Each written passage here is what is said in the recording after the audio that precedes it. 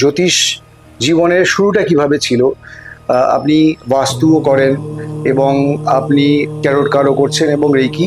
তো এই বিষয়গুলো নিয়ে যখন আপনি প্রথম কাজ শুরু করেছিলেন, তো সেই জার্নিটা কিরকম ছিল বা কিভাবে আপনার শুরু?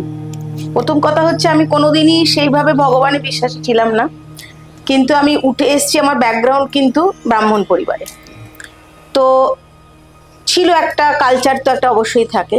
তারপর আমার জীবনে একটা ভীষণভাবে টার্নিং পয়েন্ট আসে যখন আমি জানতে চাই ঈশ্বরের কাছে যে হু অ্যাম আই, আমি কে।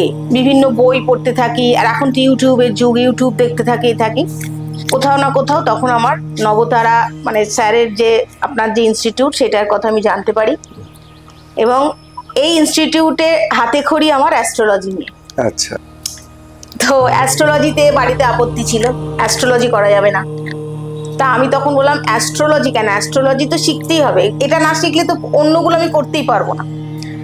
তো সেই জার্নি স্টার্ট। তারপরে অ্যাস্ট্রোলজিটা মানে একেবারে টিপিক্যাল জ্যোতিষশাস্ত্রটাকে না ধরে আমি আস্তে আস্তে বাস্তু, ওর সাথেই যেগুলো রিলেটেড, এটা তো একটাই গাছেরই সমস্ত আর কি অংশ বলা যায়।